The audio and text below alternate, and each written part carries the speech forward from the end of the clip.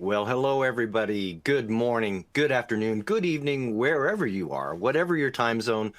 Welcome. This is Digital Transformation Talk, and I am your host, Kevin Crane. Welcome to the show. Today, we will be discussing the topic of ensuring your digital transformation efforts deliver customer results. This is important, and ensuring that digital transformation delivers tangible customer results requires a holistic approach focused on several key aspects that we may be exploring today, starting with a customer-centric approach and strategy. It's important to align transformation goals with customer needs and expectations and develop a deep understanding of your target audience's preferences, pain points, and behavior patterns. We can do this using data-driven insights, and leveraging data analytics to gain actionable insights into customer behavior, trends, and preferences. We can use this information to personalize experiences and improve decision-making. Another big point to consider is user experience and user experience design. It's important to create intuitive and seamless and engaging digital experiences across all touch points and prioritize accessibility, responsiveness, and usability to enhance customer satisfaction and loyalty. Along the way, it's important to establish and foster cross-functional collaboration. It's important to foster collaboration between IT and marketing and sales and customer service teams, and break down silos to ensure that we have a unified approach towards delivering customer value with digital transformation. Look, there's a bunch of other aspects to consider, and we will be discussing some of them today. But by prioritizing these aspects, organizations can ensure that their digital transformation efforts are not just about technology, but also focused on delivering meaningful value and outcomes for customers. So, how do you do it? Well, that's what we'll be discussing today with a great panel of guests. But before I introduce our guests, as always, I do want to say that we want to hear from you too. So I'd like to encourage everyone attending today to participate. So please jump in with your comments in the chat section. And if you have a question along the way, jump on in. I will attempt to get some of your questions into the flow of the show today. And we'll have a few minutes also at the end for your questions. All right, let's move on and jump right in with our guests today, starting with Tom Andriola, Chief Digital Officer at UC Irvine. Tom, are you with us? I am here today. Hi. Hello, Tom. Hello. Welcome aboard. Thank you so much for being with us today. Now, Tom is the Vice Chancellor and Chief Digital Officer at UC Irvine in Southern California and is responsible for the digital transformation of the university. But one of his outside passions is championing the cause of empowered consumer for health, wellness, and longevity. Tell me more about that, Tom. Sure. So it's right up your alley, Kevin, what you were talking about, right? I mean, we are all consumers of health services, and I believe very strongly in empowering the health consumer / patient through the use of data.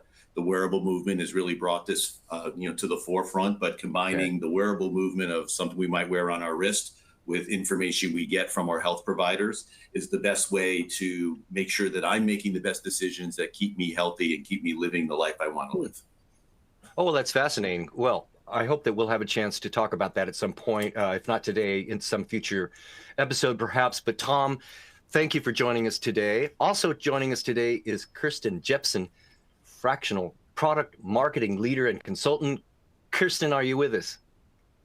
I'm here. Great to be here. Hello, Kirsten. Welcome back to the show. Welcome aboard. Now, Kirsten is the principal of her Fractional Product Marketing Consultancy. Her work primarily centers around digital services and technologies with a special focus on enhancing customer experience. But when she's not assisting clients, Kirsten enjoys spending time boating and immersing herself in the natural beauty of the Florida coast. Wow, that sounds great, Kirsten. Where have you been that we might know down there in the Florida coast? Yeah, so I live on the west coast of Florida, on the Gulf Coast, and I'm in an area, Crystal River, up towards the Panhandle. Sometimes best known for hurricanes, but other times well known for, like I said, the natural beauty of everything Florida has to offer. You know, you got to have a little bit of the danger with the great, the happiness too. So that's great. I'm glad to have you on board today, Kirsten. Thank you so much.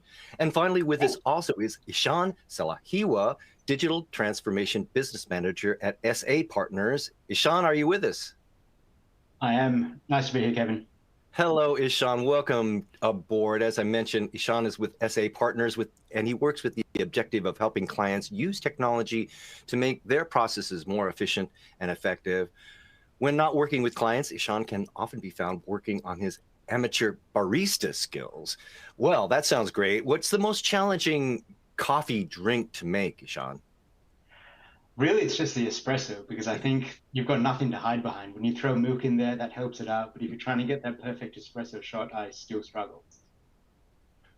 You know, that totally makes sense. And simple is often the most difficult. Welcome aboard, Ishan, and welcome aboard, everyone.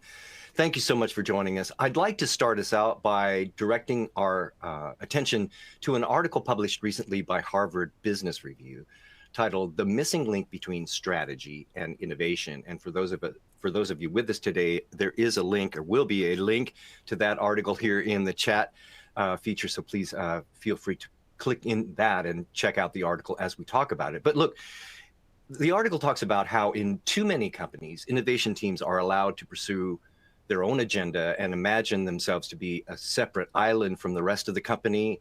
And the results are not always great, a lot of creative ideas, but often a failure to deliver much meaningful growth. The authors say the root of the problem is the disconnect between strategy and innovation. And indeed, we've talked about this disconnect on this show before. To succeed, corporate innovation needs to be bounded with a clear set of strategic priorities that matter to the business. And it needs to play to the strengths of the firm, whether that's data or customer relationships or supply chains that will enable a more competitive outcome. My question to the group today is, what are your thoughts on this article? Is it resonating with you? And is there anything that you agree or disagree with? Tom, I'd like to start with you if I could. What are your thoughts on the article? Yeah, I thought the author David Rogers did a great job of kind of framing, the challenges that I think most organizations have, right? Which is most have a strategy, but one, is it clearly understood throughout the organization? And then number two, how does it align to then where you make investments to either seize opportunities for growth, or, sometimes it's also dealing with challenges and issues like figuring out how to manage costs. I thought he did a great job of showing how those disconnects happen. We have a saying in our world, because universities are incredible places of innovation, right? We say, look, we live under 1,000 flowers bloom, but great organizations figure out how to bring innovation to scale. And I think that's what separates average organizations from truly highly successful organizations, is they find the right organizations, they double down, and they bring them to enterprise deployment. That's interesting, Tom. What is your recommendation to do that briefly here, very quickly, for organizations that may be struggling?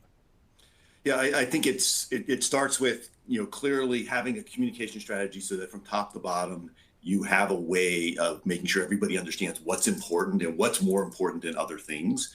That you have some management or some kind of guide rails around your innovation programs, which includes a governance structure or decision-making body that can say, look, we did 10 things here. These 3 things have real value for the customer or for the margins or whatever it might be. We're going to double down, increase the investment levels in these, and then also have the fortitude to say, and these other 7, they're stopping.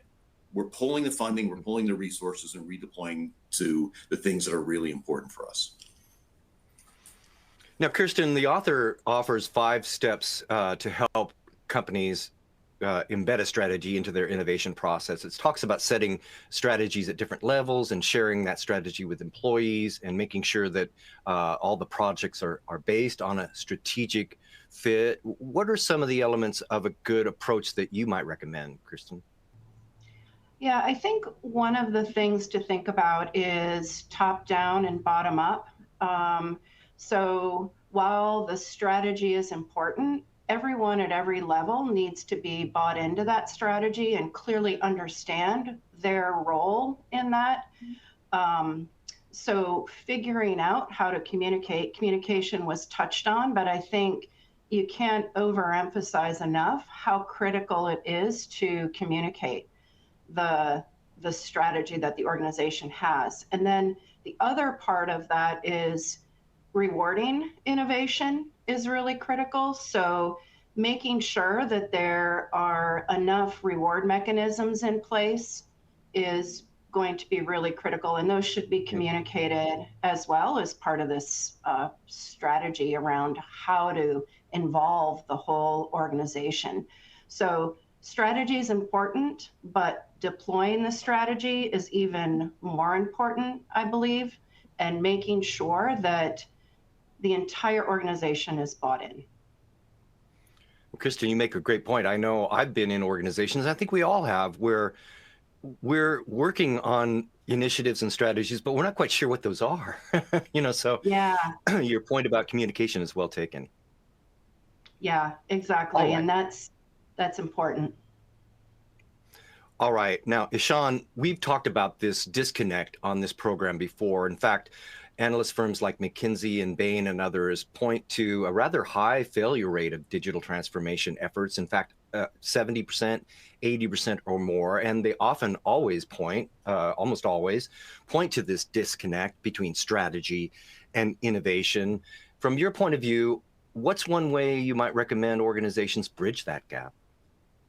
I think what's really important, kind of going back to point number 2 there about communication, it's not just about communicating the strategy, but it's also about communicating the why behind it. So when I speak in my consulting role with executives and leaders, the reason why they want to digitally transform is generally because it's all positive, right?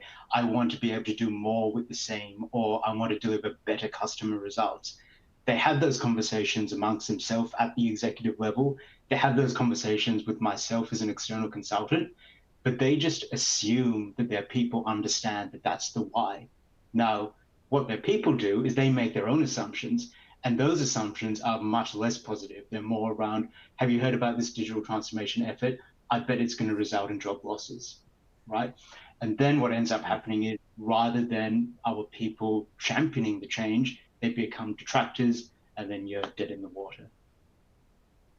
That's right. And if people resist change and find ways to sabotage their efforts, or your efforts, or simply, are on the fence about the change initiative, even the best plans may fail. So you make a really important point there, Sean. All right. So the missing link between strategy and innovation, Harvard Business Review. The link is here in the attendee chat. I encourage everyone to take a click on there and take a look. Let us know what you think. Is the article right on? What are some things that you disagree with? What are some things that you might agree with? And we'd be interested to hear your feedback as well. All right, let's get into our main discussion points today, folks. Number 1, increasing the maturity of your processes so that they are ready to be digitally transformed. I think this is an important point, because just because a process is mature or just because it exists doesn't necessarily mean that it's ready for transformation. It doesn't mean it always makes sense to automate maybe a broken process. So my question would be, what steps should I take to be sure that my process is ready to be transformed? Is there some sort of evaluation or methodology that I can use? Tom, how should I ensure that my process is ready and mature enough to be transformed? Yeah, I think what my experience is working with several organizations, in transformation, both outside coming in, but then being on the inside and trying to create it, is maturity can mean a lot of different things. If your processes are well defined, then you're talking about, are they delivering the right outcomes? If they're not well defined, it's how do we create definition around our processes and put technology underneath them so they generate the data so that we can actually start measuring, right? So back to the old Peter Drucker, what gets measured gets managed. But it gets to something that's been mentioned earlier, is it starts with, what are the outcomes you're trying to create, right? A process only exists to be able to deliver outcomes consistently at scale for an organization. So if you understand the outcomes that you're looking for, and look, we're looking for a 10% increase in customer engagement or customer loyalty, then that backs into the right conversation around what's the process that's going to deliver that end outcome that we're looking for. That's a really great point. I like that. We are looking to increase by 10%. I mean, that's very measurable, and something that we can get our arms around. Is it important that everything be measurable empirically? Well, I'm the data guy in those conversations, so my answer is always the default yes. Yes. And I usually argue to that point. Again, back to what Drucker said. You can't improve something if you don't know where you currently stand. So I believe, and I think what the digital revolution has given us is the ability to essentially take any aspect of what we're doing in our work life and even our professional life. If you go back to my personal passion of having an Oura ring that tells me the quality of my sleep last night, I have data that can allow me to say, is it good, is it bad? If I want to make it better, what can I do differently? So yes, I think being able to measure everything is never a bad thing. If you can't measure it, you can't manage it, right? I agree with you, Tom. All right, Kristen, are there some processes that should not be transformed? So I'm going to say it's important to prioritize what should be transformed. You can't do everything at once. So once you know what you want to change or transform, it's important to double down on those and not try to do everything at once. So does everything need to be transformed? Sure. One thing that we haven't talked too much about is culture. And I think that's where a culture of transformation comes into play. And of course, tying all this back to what we just talked about, which is measuring. What measures are going to give the most lift? And that could be where focus starts.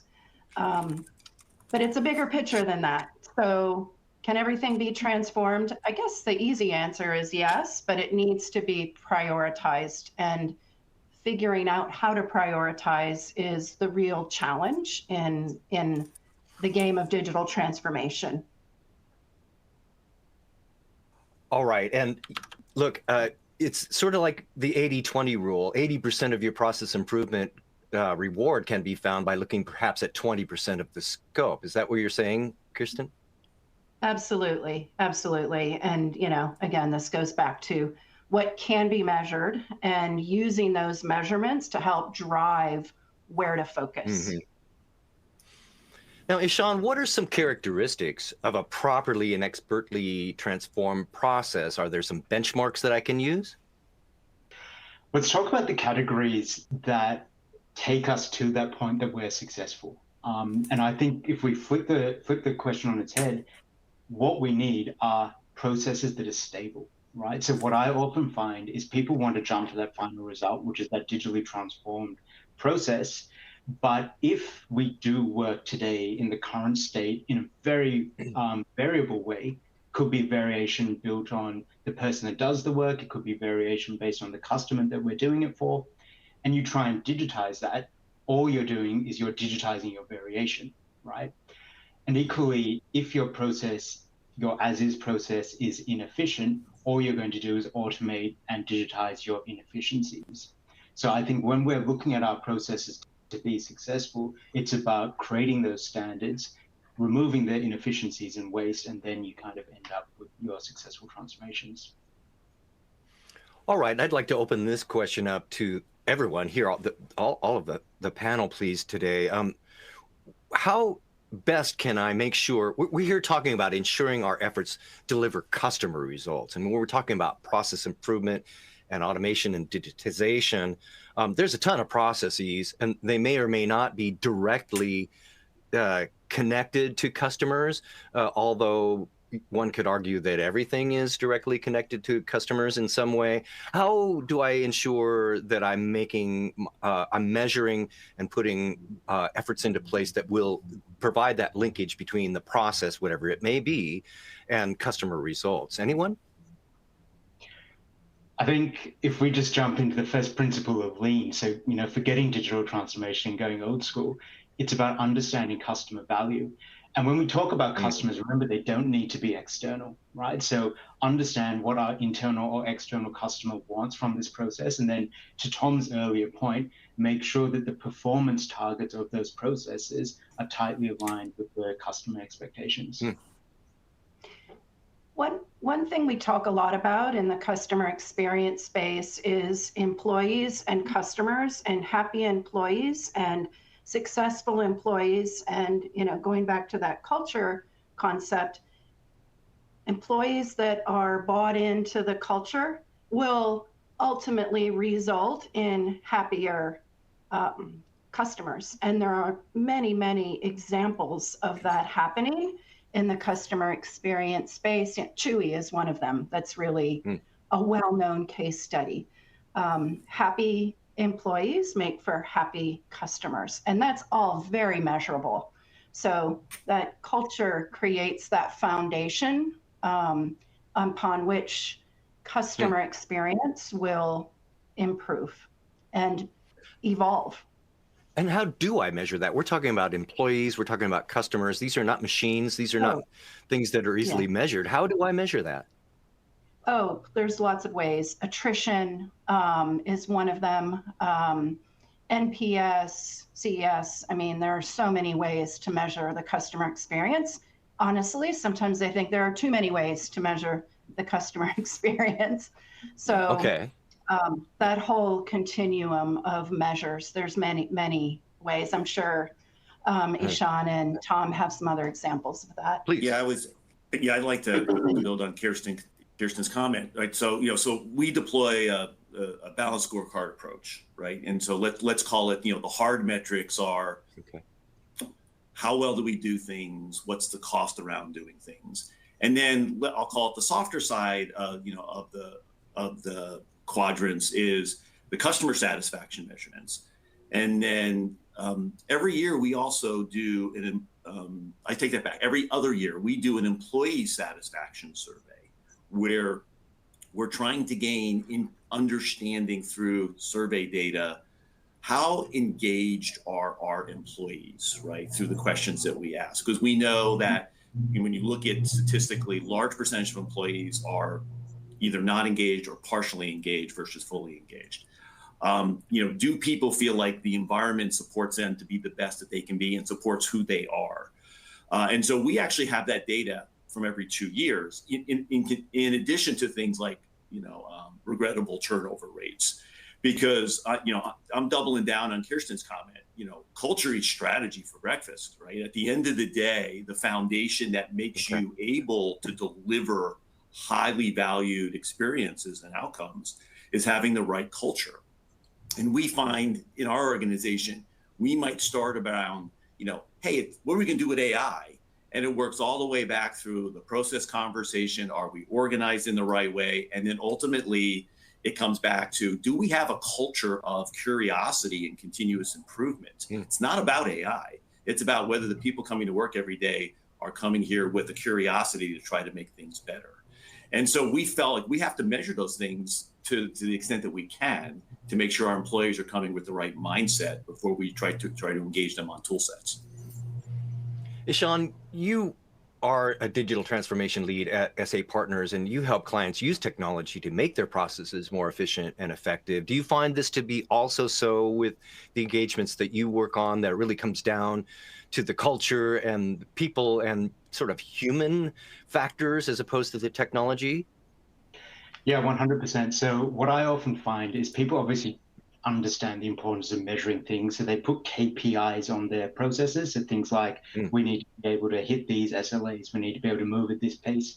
What I often encourage them to do is also start thinking about the KBIs of this process. What are our key behavioral indicators? And again, kind of goes back to Kevin's point. We're measuring the cultural impact of these processes. And I think when you join the dots, it ends up being more than just a technical implementation. It's allowing technology to drive culture, which then drives results. That's interesting. KBI, key behavioral indicators. Yes.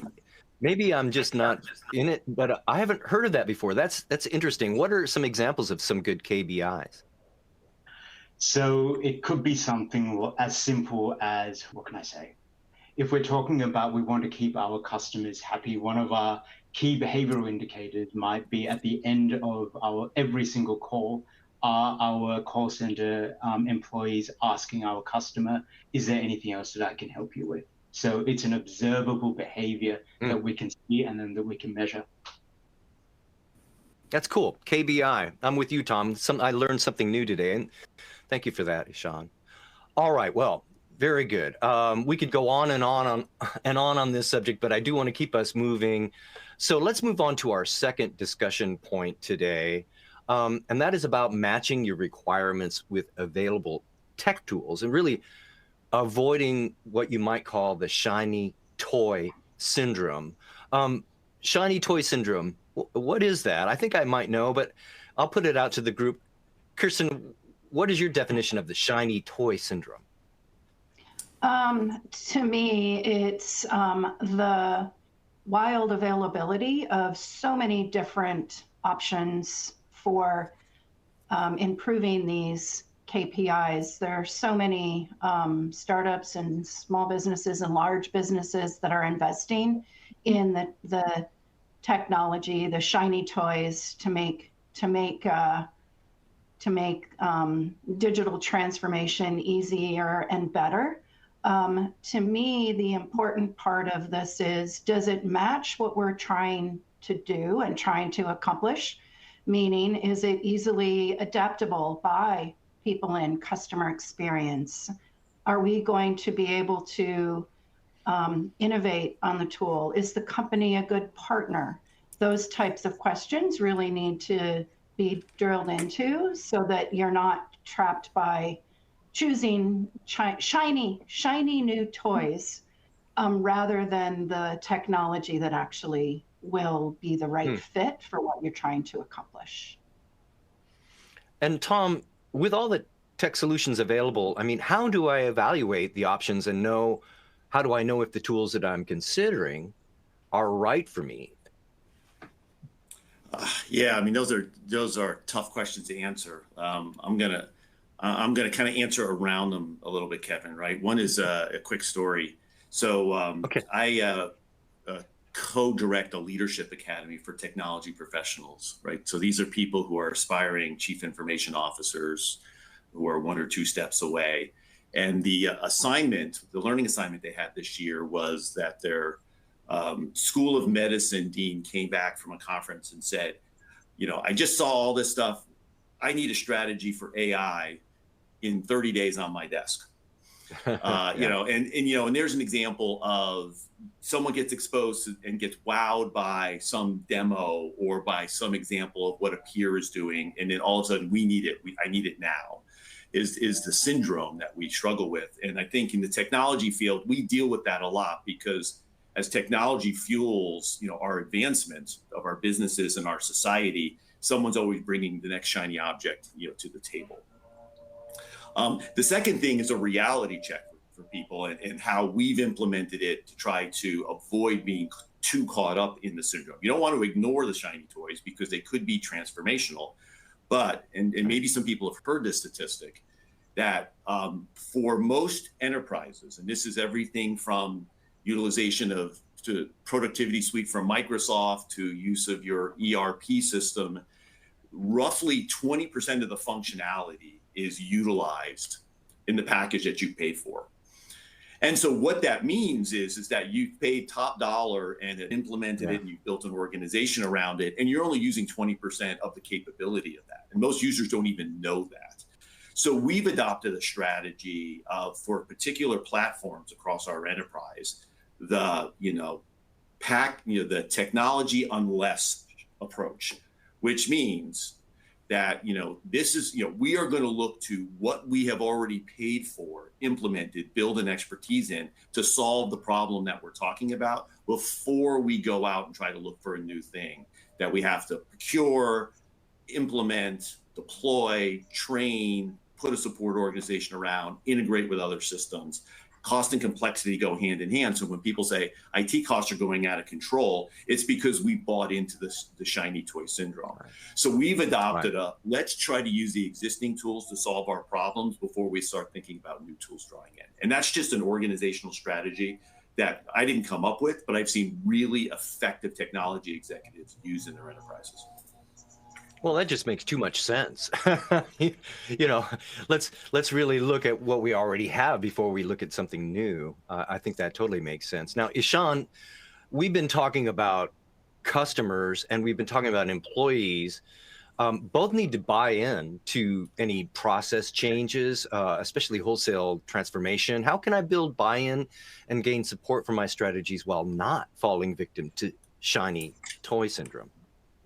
Kind of goes back to the very first point that I made today about being very, very clear about the why. So again, something that I encourage my clients to do when making a decision of this is the use case that we're going to go after is it needs to have a golden thread all the way through to our strategy.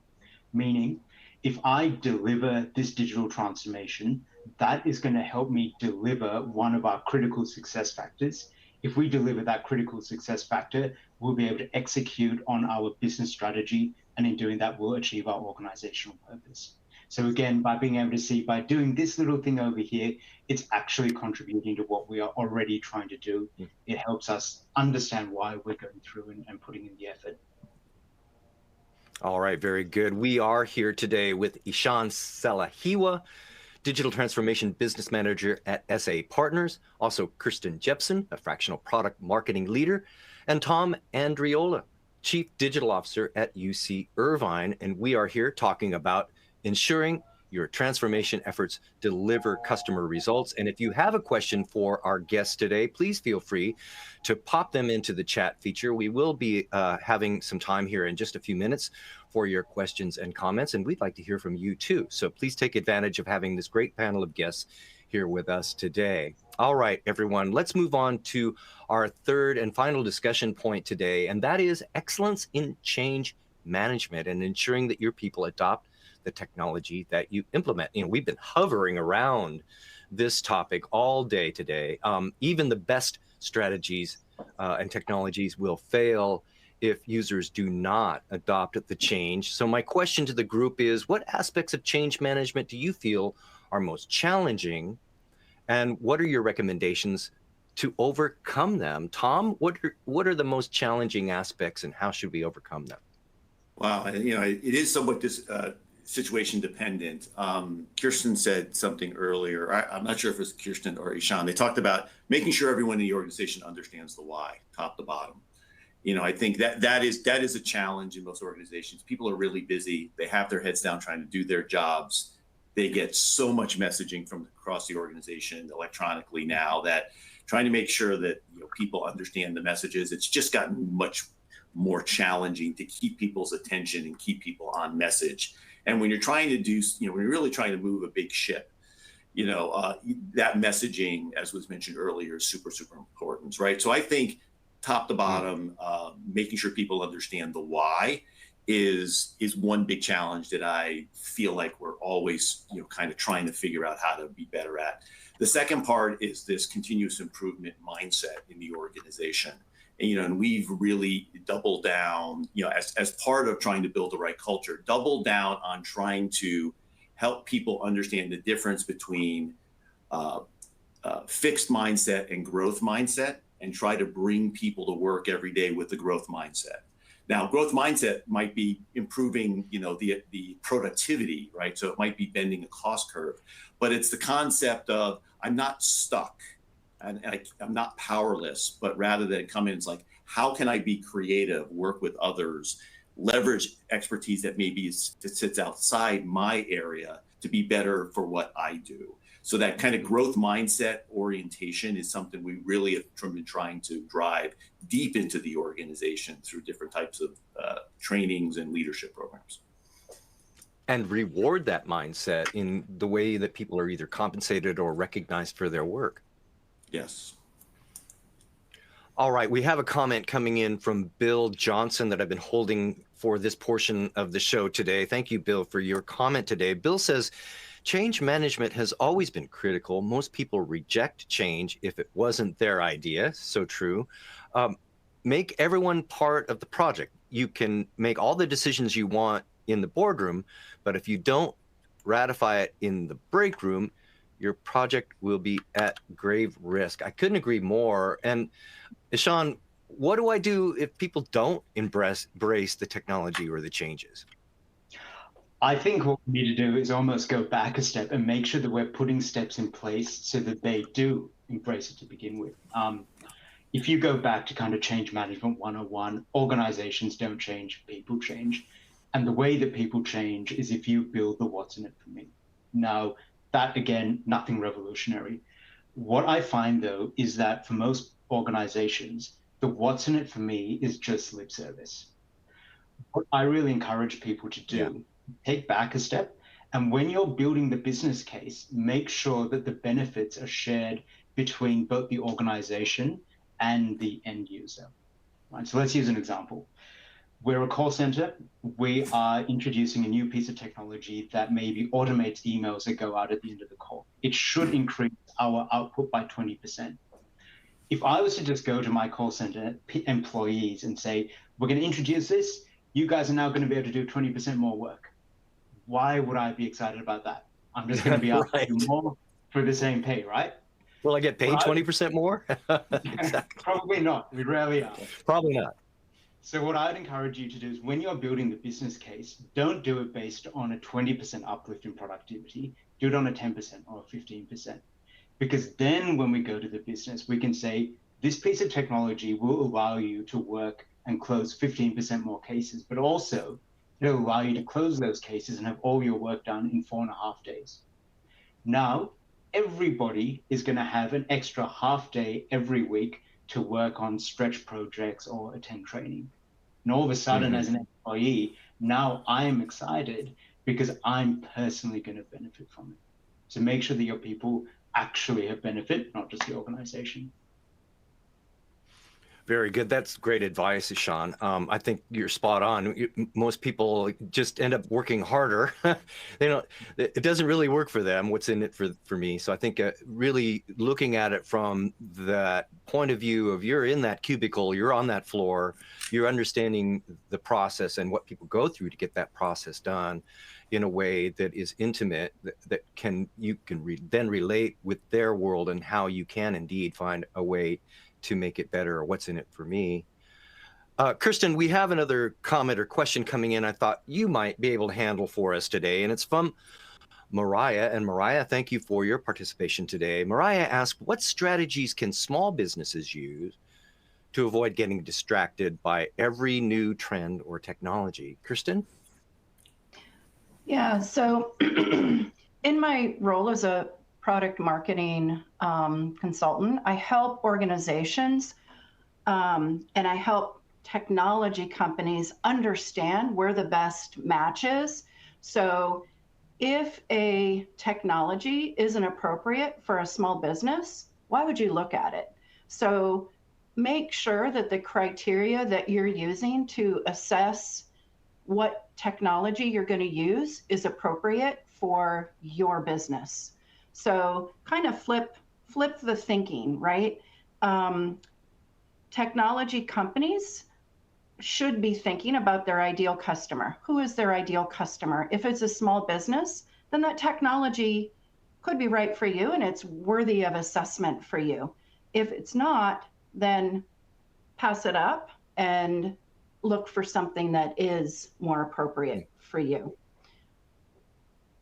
It's tough to say no, isn't it? I mean, It's here's this great shiny toy, right? The other thing I think to think about is these days there are a lot of free or low cost technologies out there that might be worth a try. So we've talked about experimenting a little bit. We've talked about innovation. Small businesses may not have as much money to invest in that, but you don't necessarily have to have a lot of money to invest in innovation. I mean, think about all the generative AI that's available now. That's available in a very broadly. I mean, a consumer can use it, much less a small business. So think about looking at some of those technologies as well versus the more expensive ones that may or may not give you the lift you're looking for. Yeah, Packages are another great way to think about it.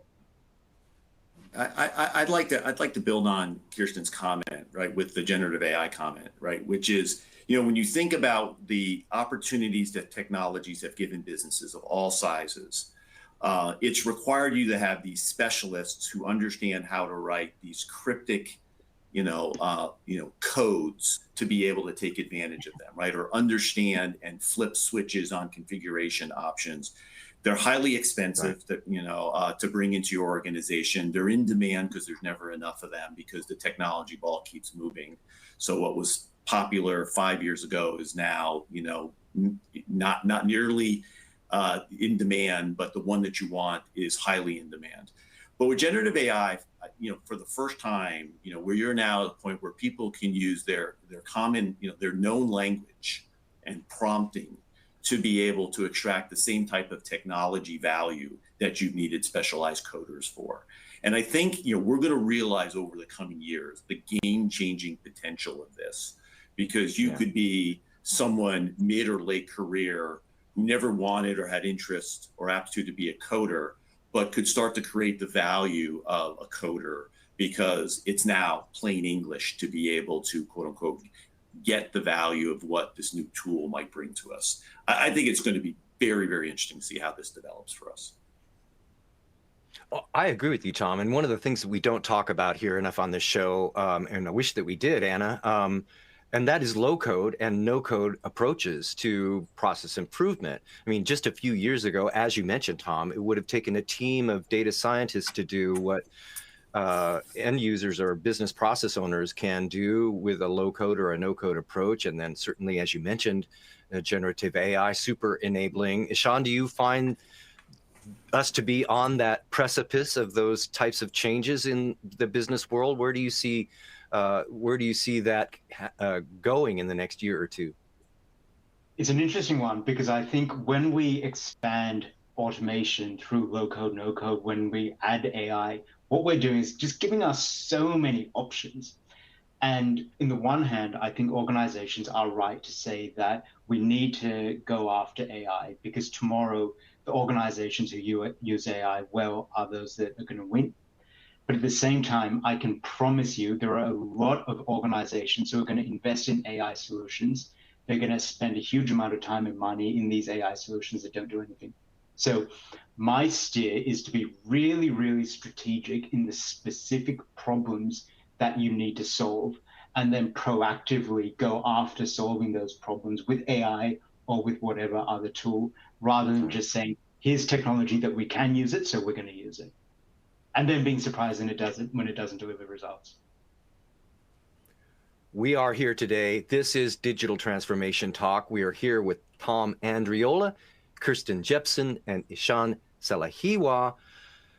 Folks, we have reached the action item round of the program. I'm wondering if each of you could please provide us with one quick action item that our viewers can use to take advantage of the ideas and advice. Kirsten, I'd like to start with you, if I could. Do you have an action item for us? Sure. Think about the impact of rewards on your organization when you're thinking about this shift, this digital transformation that's occurring. So I recommend, along with the many other things that we spoke about today, the one thing I would think about is make sure there's a reward mechanism in place, top to bottom. That's important. Thank you, Kirsten, for that action item. Ishan, what about you? Do you have an action item for us?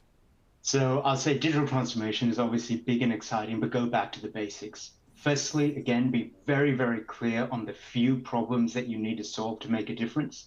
And then when you're going to digitally transform the processes that contribute to that problem, start by understanding your as is, understand and eliminate your variations, get rid of the waste, and only then should you start even thinking about technology. Very good. That is Ishan Selahiwa. Thank you, Ishan. And finally, Tom Andriola. Tom, do you have a action item for us today? Yes, my colleagues picked two really good ones. I'm going to go with it's time to double down on training and development throughout the organization. We talk about it in the form of we need to rewire people's mindsets before we start talking about tool sets and just equate tool sets to digital transformation, new technologies. We really need the organization. If we want an organization to change, we want the culture to change, we need to invest into each and every person, which means we need to create a reskilling scaffolding for the organization to change the way they think about solving problems, and then the tools so they can solve those problems. Well, excellent. Thank you, Tom, for that action item. And what a fantastic discussion today. We've been here with Tom Andriola, Kirsten Jepson, and Ishan Selahiwa. Thank you, everyone. What a great panel discussion today. Your perspectives and advice were spot on. Thank you so much. I hope that we get a chance to talk again soon. And thank you, everyone, for joining us today. Thank you, too. Please join us again on April 30th, or I'm not April 30th, coming up next week. That's not April 30th, that is May or June or whatever month we're in. But next week, we will be with another great panel of guests discussing the topic of driving retail innovation through digital transformation. It should be another great discussion. So check us out next week. And if you'd like to find me in the meantime, you can do so on LinkedIn. I'm happy to connect there. Check me out.